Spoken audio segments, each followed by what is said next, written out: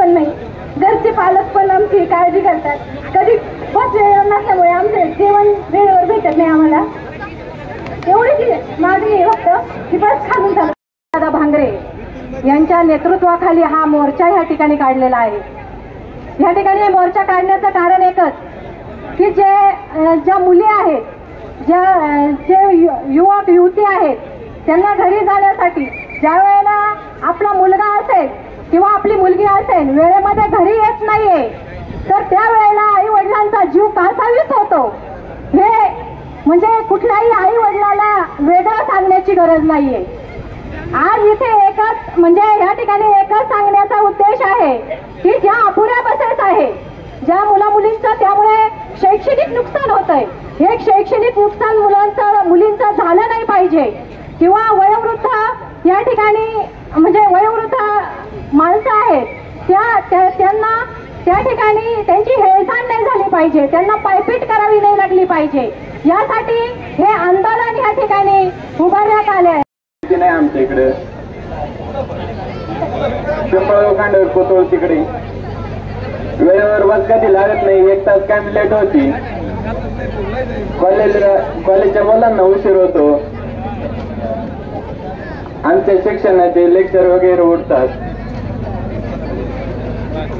आमची एवढीच मागणी वेळेवर बस लागेल आम्हाला.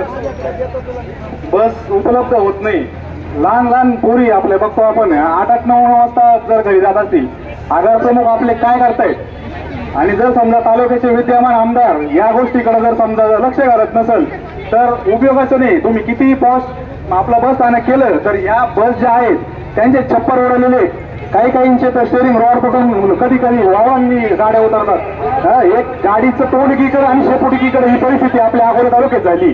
काय परिस्थिती आज आपण बघतोय. हे जे लहान पोरं त्या बसमध्ये बसायसाठी आज जर जीव काढतायत, त्या बस मागं पाहतायत आणि जर समजा आपल्याला या बस उपलब्ध होत नाहीयेत, काय कारण आहे? जर अकोला तालुक्यामध्ये जर समजा आपल्याला जर विद्यार्थ्यांसाठी बसेस उपलब्ध होत नाही आणि जर या बस उपलब्ध होत नाही तर काय कारण यासाठी? आजपर्यंत मी जवळजवळ 3 वर्षापासून दादा या बसेससाठी पाठपुरावा करतोय. परिवहन मंत्र्यांपर्यंत मी पत्रव्यवहार केले, अजिबात त्यांनी दखल घेतलेली नाही. का बरं? अकोला तालुका जर समजा आदिवासी तालुका असेल तर तुम्ही अन्याय करणार आहे का आमच्यावर? हे अजिबात सहन केलं जाणार नाही. आपल्या मागं सगळ्यांना मी आश्वासन देऊ इच्छितो, आपले अमितदादा भांगरे सगळ्या विद्यार्थ्यांमागं आणि या गोरगरीब जनतेमागं उभे, हे मी सगळ्यांना आश्वासन देऊ इच्छितो. आम्ही सातत्याने विद्यार्थी कायम नाराज आहेत आपल्या बस आगारांवरती आणि या मंडळावरती. काय सांगाल, आज तुम्हाला उतरावं लागलं या ठिकाणी? खरं तर मागच्या 1-2 महिन्यांपासून विद्यार्थी असतील, महिला असतील, ज्येष्ठ नागरिक असतील, त्यांची सर्वांची आमच्याकडे तक्रार होती का बस वेळेवर येत नाही. आम्ही वारंवार बघितलं, विद्यार्थ्यांना प्रचंड त्रास व्हायचा. 12:30-1 दुपारी कॉलेज सुटल्यानंतर संध्याकाळी 5 आणि 6 वाजायचे. हा अकोला तालुका डोंगराळ तालुका आहे. या तालुक्यातली आपल्याला दळणं वळणं सगळं माहिती आहेत. परंतु कोविड नंतर ज्या वेळेस आपल्या अकोला तालुक्यामध्ये कोविडच्या आधी 70 बसेस होत्या, त्या आता बसेस 48 पर्यंत संख्या आलेली आहे. त्यामुळे हेळसांड व्हायची आणि अनेक लोकांची तक्रार व्हायची का बसेस स्टँडवर थांबत नाही, गर्दी जास्त होती, चितळवेड्याला जाणारी बस नाही, अनेक ठिकाणच्या ज्या मुक्कामाच्या बसेस होत्या त्याही देखील आज येत नाही. आज आपण बघतोय पाचनई असेल, घाटघर असेल, बिटाका असेल, हे सर्व विद्यार्थी अकोला तालुक्यात शिकायला येतात. अकोला तालुक्यामध्ये दुर्दैवाने अकोला तालुक्याचा विकास झाला नाही. आज शिक्षण व्यवस्था देखील फक्त अकोला शहरातच उपलब्ध आहेत. आदिवासी लोकांना असू द्या, सगळ्या समाजाच्या लोकांना अकोल्यात येऊन शिक्षण घ्यावं लागतं. त्यामुळे मुलांना वेळेवर बस गरजेची, कारण की आज प्रत्येक 1-1 मिनिटं मुलाच्या आयुष्यासाठी प्रचंड गरजेचा असतो, त्याच्या शिक्षणासाठी. त्या सर्व गोष्टी आम्ही सगळ्या गोष्टी बघून येत्या 22 तारखेला आम्ही एक अंदाज घेतला. मुख्यमंत्री यांचा दौरा नाशिकला होता, तपोवनला. लाडकी बहीण योजनेसाठी इथल्या बसेस गेल्या, तिथून नरेंद्र मोदी पुढं पाचोऱ्याला आले, तिकडं बसेस हलवण्यात आल्या.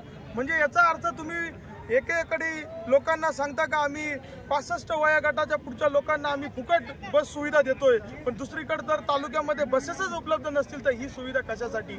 आज आपण बघतोय हे जे महायुतीचं सरकार आहे फक्त घोषणा करतात, विकासाच्या घोषणा करतात, परंतु तळागाळापर्यंत कोणत्याच माणसाला त्याचा लाभ मिळत नाही. लाडकी बहीण योजना आणली, तेही देखील फक्त महिलांचं लोकसभेमध्ये बघितलं का लोकांनी मताची कडकी कुठंतरी भासवली म्हणून लाडकी बहीण काढली, म्हणून आमच्या बहिणी त्यांच्यासाठी लाडक्या झाल्या.